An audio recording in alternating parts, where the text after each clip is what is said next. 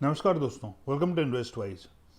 तो आज तो निफ्टी ने और बैंक निफ्टी ने हद ही कर दी। मतलब कल जिस तरह से बहुत बढ़िया बढ़त हासिल की थी आरबीआई पॉलिसी अनाउंस होने के बाद, ऐसा लग रहा था कि अगले कुछ दिनों में कम से कम थोड़ा पॉजिटिविटी आ सकती है। काफ़ी अच्छी बढ़त दिखाई थी दोनों ने कल, लेकिन आज बिल्कुल टायर में से हवा निकल गई और निफ्टी ने कुछ अच्छी स्टार्ट की थी, लेकिन उसके बाद ऐसा लगा टायर पंचर हो गया और बैंक निफ्टी तो बिल्कुल ही रिवर्स गियर में चला गया। तो काफ़ी अच्छा शुरुआत की थी बैंक निफ्टी ने भी, लेकिन उसके बाद धीरे धीरे करके वो फिसलता ही चला गया और आज दोनों काफ़ी ऑपोजिट डायरेक्शन में। इसलिए देखिए, मैंने एरोज भी इस तरह से बनाए हैं कि निफ्टी आज ऊपर गया और बैंक निफ्टी आज नीचे गया। तो चलिए थोड़ा समरी कर लेते हैं, रिकैप कर लेते हैं। आज निफ्टी खुला था 56 पॉइंट ऊपर और हाई लगाया उसने 165 पॉइंट ऊपर का कल के मुकाबले। लेकिन ओवरऑल सेशन बड़ा वॉलेटाइल रहा, क्योंकि बीच में आके उसने थोड़ा सा नीचे भी चला गया था, फिर उसने रिकवरी की और उसके बाद फिर थोड़ा नीचे हुआ और जो लो पॉइंट था उसमें कल के मुकाबले सिर्फ 2 पॉइंट की बढ़त रह गई थी। और उसके बाद में उसने थोड़ा सा रिकवरी करके थोड़ा सा अपनी जान बचाई है कि भाई 55 पॉइंट ऊपर बंद हुआ है।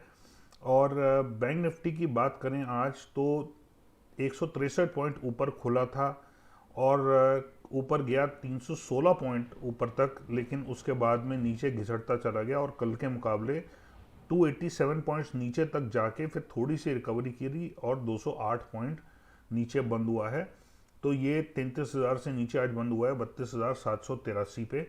और मुझे लगता है कि जिस तरह से इसमें फॉल आती जा रही है बैंक निफ्टी में, तो बहुत जल्दी ही ये 31,000 और 30,000 के टारगेट्स भी मीट करेगा।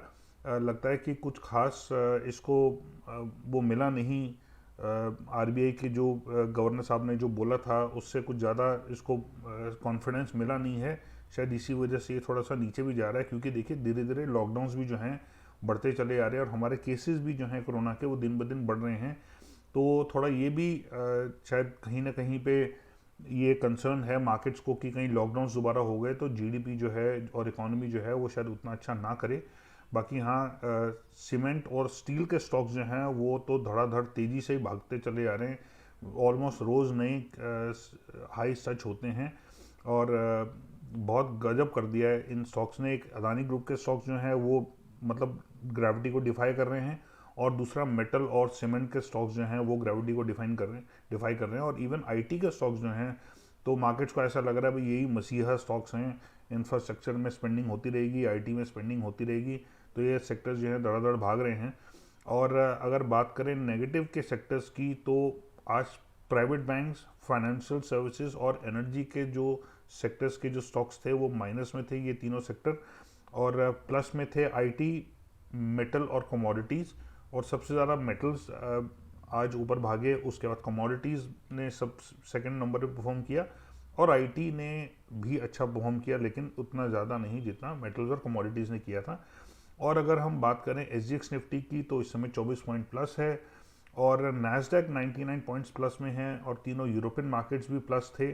तो थोड़ा पॉजिटिविटी दिख रही है, लेकिन ये देखना होगा कि कल कैसे होता है।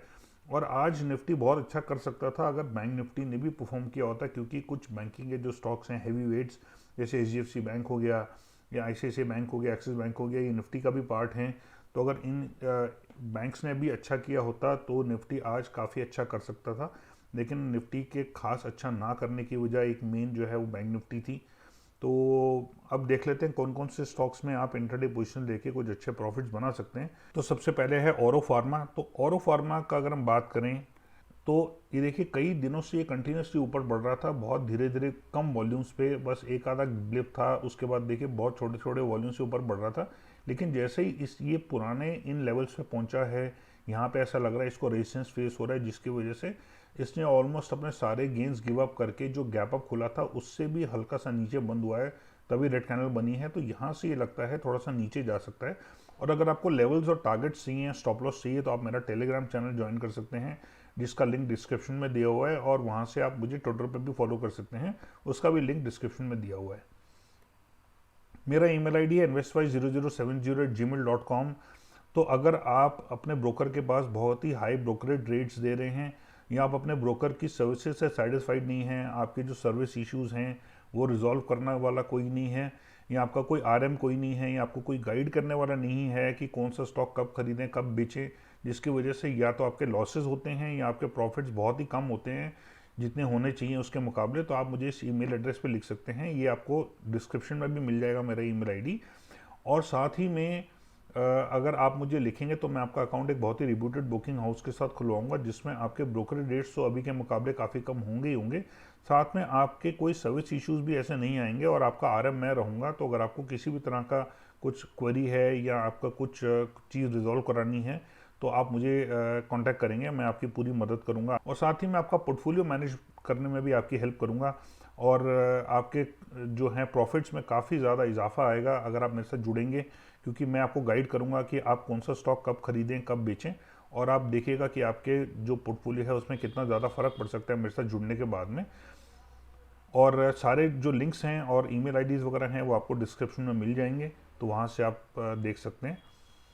नेक्स्ट बात करते हैं सिप्ला की। तो सिप्ला भी देखिए पहले नीचे आ रहा था, उसके बाद यहाँ से सडनली ऊपर जाना शुरू किया, लेकिन यहाँ आने के बाद में आप देख सकते हैं कि पिछले खास करके 2 दिन से इसके जो कैंडल्स हैं वो ऑलमोस्ट डोजी टाइप पैटर्न बन रहा है, और ऐसा लग रहा है ये खिंच खिंच के ऊपर जा रहा है।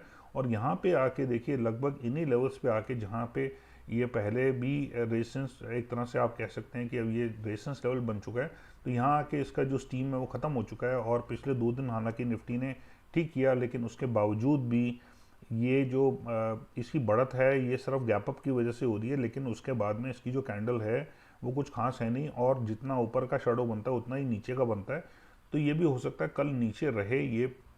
नेक्स्ट बात करते हैं कॉनकॉर की। तो कॉनकॉर ने काफ़ी अच्छा बढ़त हासिल की थी पिछले काफ़ी समय में, लेकिन लगभग इन लेवल्स पे आके 620 के आसपास आके इसको थोड़ा सा थकान महसूस हो रही है, लगता है ये नीचे गया। फिर इसने जो हाइज है उनको टेस्ट करने की कोशिश किया, लेकिन 600 के लेवल्स के आसपास में ऐसा लगता है कि इसको काफ़ी रेजिस्टेंस फेस हो रहा है। और कल और आज का दिन काफ़ी अच्छे रहे निफ्टी के बाकी स्टॉक्स के लिए, लेकिन उसके बावजूद भी ठीक ठाक वॉल्यूम्स होने के बावजूद भी ये बिल्कुल भी बढ़त हासिल नहीं कर पाया, और जो हल्का सा इसने गैप अप किया था वही उसी के आसपास ही क्लोज हुआ है। और देखिए अपर शैडो बना के लेकिन कैपिटलाइज दोनों दिन नहीं कर पाया, तो यहाँ से ये भी हो सकता है थोड़ा सा नीचे दिखाए। और ये देखिए यहाँ पे इंडिकेटर्स जो थे वो भी नीचे आ रहे थे, लेकिन हल्का सा इन्होंने ब्रेक लगाया है, तो ये पॉसिबिलिटी है कि यहाँ से भी दोबारा अपनी नीचे की जर्नी कंटिन्यू करें, क्योंकि ऊपर तो टच कर चुके हैं, तो पॉसिबल है कि कल ये नीचे रह सकता है। नेक्स्ट स्टॉक है आईजीएल। तो आईजीएल भी देखिए पहले यहाँ रेंज बाउंड था, उसके बाद नीचे आया, अब यहाँ रेंज बाउंड है, लेकिन पॉसिबल है कि ये जो ऊपर उठा है यहाँ पे इसने लोज एक बार टेस्ट कर चुका है लगभग 500 के आसपास में, और यहाँ से बढ़ना शुरू हुआ है। वॉल्यूम ठीक ठाक थे और ऑलमोस्ट एक मारूबोजू पैटर्न बनाया है इसने आज, तो यहाँ से ऐसा लगता है कि ये थोड़ा सा और ऊपर जा सकता है, थोड़ा सा और ऊपर के लेवल्स टेस्ट करने की हो सकता है कोशिश करे, और इंडिकेटर्स भी सारे ऊपर हैं, तो कल इसके लिए एक पॉजिटिव डे हो सकता है। नेक्स्ट है सन फार्मा। तो फार्मा स्टॉक्स में हमने 1-2 और भी पहले कवर किए थे, जो पहले 1-2 स्टॉक्स थे, तो उसके अलावा ये भी थोड़ा वीकनेस और ज़्यादा इसमें प्रोमिनेंट है, क्योंकि देखिए ये धीरे धीरे इस तो साफ पता लग रहा है कि वेव्स नीचे की तरफ ही आ रही हैं, और ये हल्का सा ऊपर गया था, लेकिन बाकी स्टॉक्स के मुकाबले आज इसने एक्चुअली नेगेटिव क्लोजिंग दी है। बाकी दोनों स्टॉक्स अगर आपने नोटिस किया होगा तो ये वो प्लस में क्लोज किए थे, लेकिन इसने तो साफ दिखा दिया कि इसमें जो है अब नीचे जाने की पूरी इच्छा दिखाई दे रही है, और इसको 620 के लेवल्स के आसपास में काफ़ी स्ट्रॉन्ग रेजिस्टेंस देखने को मिल रहा है, जिसकी वजह से ऊपर तो गया, लेकिन उसके बाद क्लोजिंग जो है वो इसकी नीचे हो रही है। तो आज पॉजिटिव क्लोजिंग निफ्टी ने की, उसके बावजूद इसने लगभग 1% नीचे क्लोज किया है, तो ये हो सकता है कल नीचे का ट्रेंड ये भी दिखाए। तो ये थे हमारे स्टॉक्स। आई होप आपको वीडियो पसंद आई होगी, और आप को अगर लेवल्स और टारगेट्स चाहिए तो आप मेरे साथ टेलीग्राम पे जुड़ सकते हैं, और अगर आपको वीडियो इन्फॉर्मेटिव लगी हो और आपको लगा हो कि आपको फ़ायदा हो सकता है तो उस वीडियो को लाइक और शेयर कीजिएगा, और चैनल पर नए हैं तो सब्सक्राइब करते समय जब आप बेल नोटिफिकेशन प्रेस करें तो ऑल सेलेक्ट करना मत भूलिएगा, नहीं तो आपको सारी वीडियोज़ के नोटिफिकेशन नहीं मिलेंगे। And thank you so much and take care and God bless.